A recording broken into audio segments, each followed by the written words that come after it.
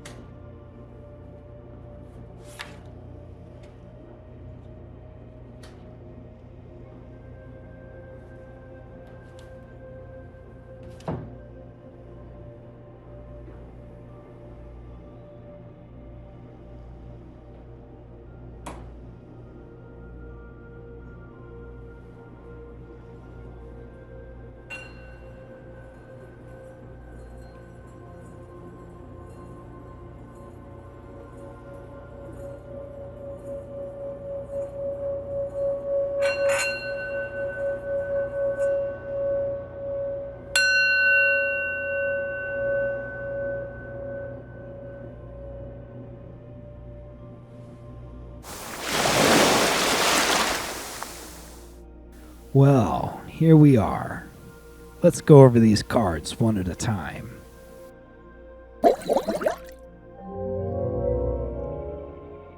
Our first card is the King of Pentacles reversed. Pentacles are the suit of wealth and abundance, and a reversed king indicates a feeling of lack or a need for financial resources that are not currently within your reach.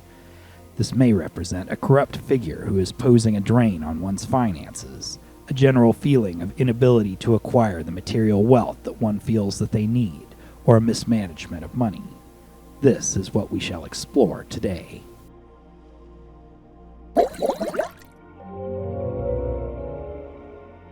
You are crossed by a reversed Hierophant.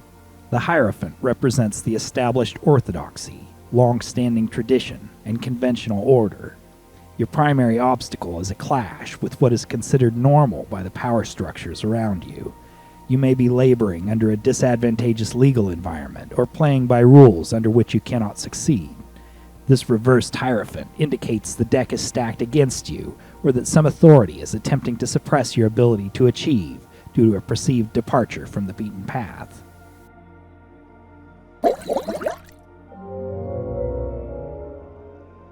Beneath you is the Ace of Pentacles.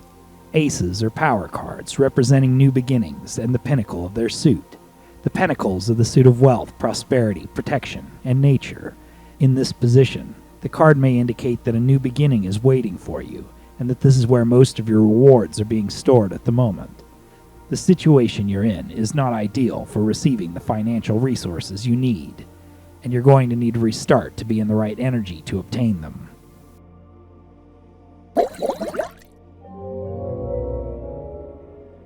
Your past has been defined by the Three of Swords. This is the card of sorrow, heartbreak, and grief. Perhaps your previous attempts at achieving financial stability have been plagued by unexpected and devastating failures, and this has left you feeling dejected and hopeless, unsure what to do next. We've established the causes for those problems, and it's time to explore what to do about it.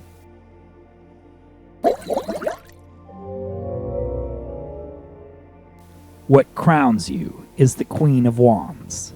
This is a representation of the divine feminine who is calm, self-assured, confident, independent, and has the calculating wisdom to achieve their goals without help.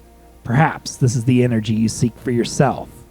The domineering power structures of the daily grind are not where you feel comfortable, and you wish to achieve stability on your own terms, in dignified style, and from the power you hold within rather than bestowed upon you by external forces.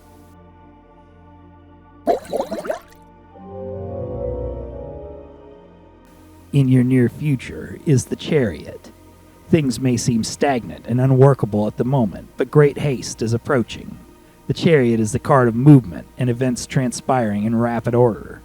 The moment is soon approaching for you to make your move, and once you do, things will fall into place with great haste.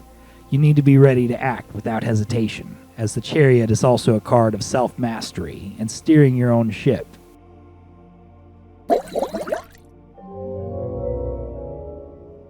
Yourself in this situation is represented by the Ace of Cups.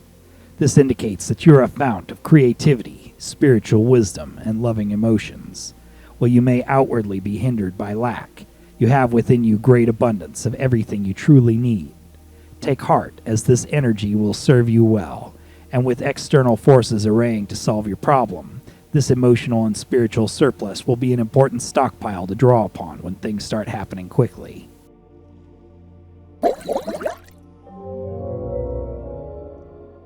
What surrounds you is the Knight of Wands. If Queen of Wands energy is what you seek to embody, then this Knight of Wands is likely an ally come to speed you to your goals. This figure may be someone who is a bit erratic, but will serve as an asset nonetheless. The nature of this card is synergistic with the Chariot, and may be someone who is able to help facilitate the speed with which you need to move.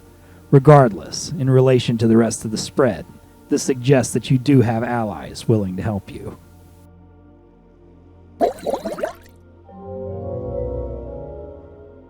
Your hopes and fears are best represented by the Emperor.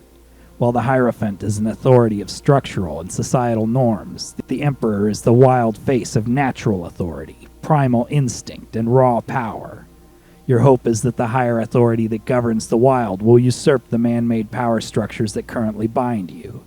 Perhaps you harbor a wish that the knight who hurries to your side can be a force to reckon with as formidable as the Hierophant, or perhaps you're hoping to take on this energy for yourself.